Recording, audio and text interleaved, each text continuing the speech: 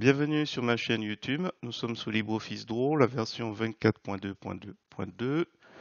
Aujourd'hui, je vais juste simplement vous montrer l'intérêt de récupérer un fichier SVG, donc une image vectorielle. C'est le format d'une image vectorielle. Donc vous cliquez sur télécharger. Alors je l'avais déjà fait, mais on va le retélécharger. Et là, hop, on l'enregistre. Et je vais en profiter aussi pour vous mettre en garde sur un autre fichier vectoriel qui est Adobe Illustrator. Donc on va voir ça après.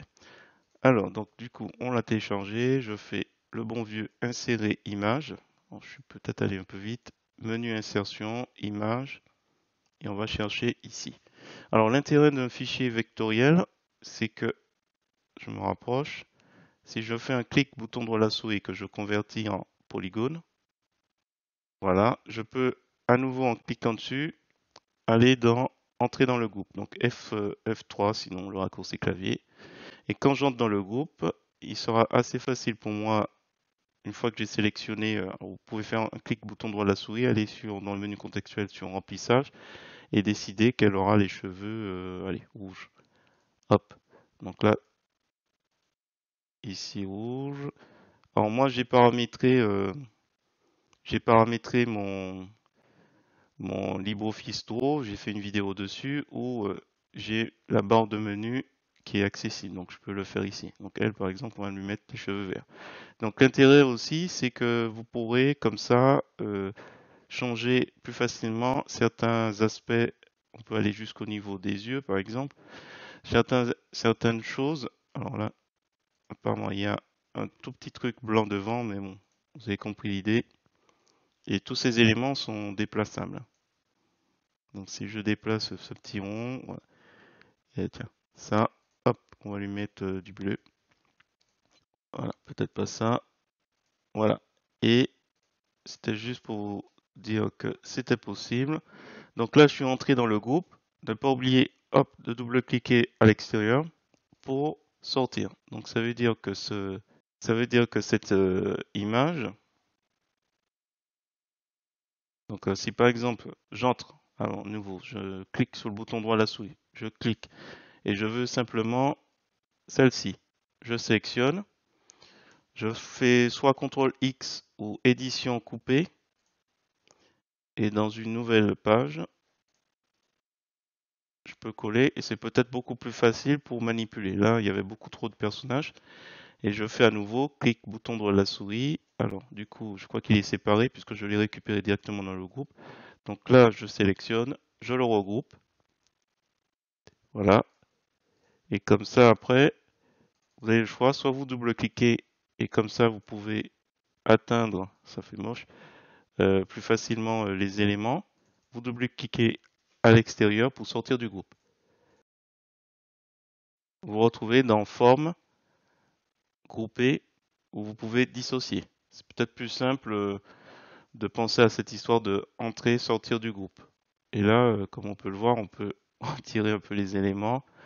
Et ça fait un peu bizarre, mais voilà, on peut jouer. Alors là, jouer sur la transformation. Là aussi, on peut faire des choses un peu bizarres. Voilà, tiens, on lui fait pas de lèvres, on supprime. Voilà, c'est ça l'intérêt en fait du vectoriel.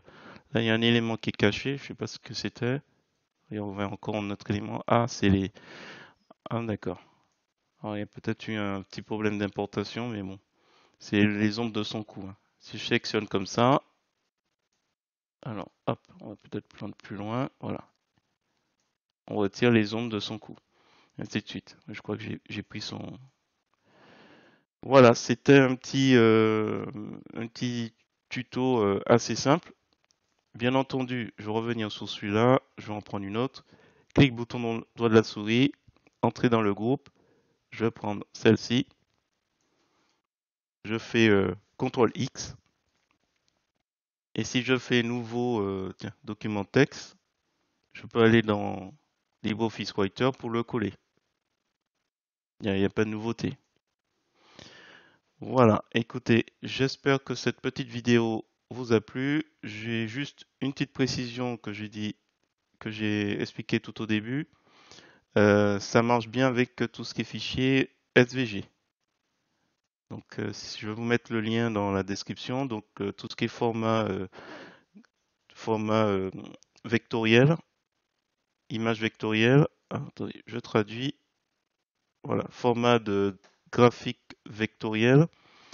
SVG, pas de souci, c'est le format qui est recommandé. Par contre, Adobe Illustrator, il y a quelques difficultés. Alors, les difficultés, c'est pas bien méchant, c'est simplement que si vous faites insertion image, là, déjà dans le sélecteur de fichiers, vous ne le verrez pas, mais il y a un fichier AI, Adobe Illustrator. Il faut pour cela cliquer dans les sélecteurs, ne pas prendre les formats qui sont recommandés, mais faire tous les fichiers. Et là, on voit un fichier .ai, Adobe Illustrator. Donc, celui-là, par contre, vous ne pourrez pas le modifier. Voilà, vous pourrez le charger, vous amuser avec si vous voulez, pour le redimensionner, le placer où vous voulez, mais pour le modifier comme j'ai voulu le faire, vous n'allez pas pouvoir.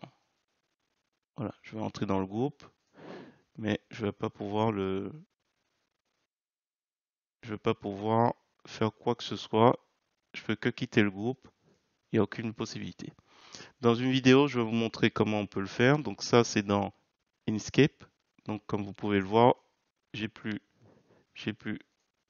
ouvrir ce fichier et m'amuser, s'il faut, à le changer, à faire ce que j'ai montré tout à l'heure. C'est-à-dire en gros, séparer les éléments. Je vais vous montrer dans une prochaine vidéo. Donc là, pour LibreOffice Draw, il faut se maintenir sur des fichiers SVG. Donc comme ce qu'on a vu ici dans ce qu'on a pris. Donc SVG. En compte, si vous allez sur un autre fichier vectoriel, image vectorielle, AI, ça va être un peu compliqué si vous souhaitez modifier par exemple la couleur des cheveux des femmes ou la couleur de la moustache ou supprimer simplement la moustache de ces hommes. Voilà, j'espère que cette petite vidéo vous a plu. Si c'est le cas, je vous remercie de mettre un pouce vers le haut et de me laisser un commentaire. On va supprimer celui-là, c'est pas utile. Et sur ce, je vous dis à bientôt pour d'autres tutos sur GIMP, LibreOffice ou GMIC.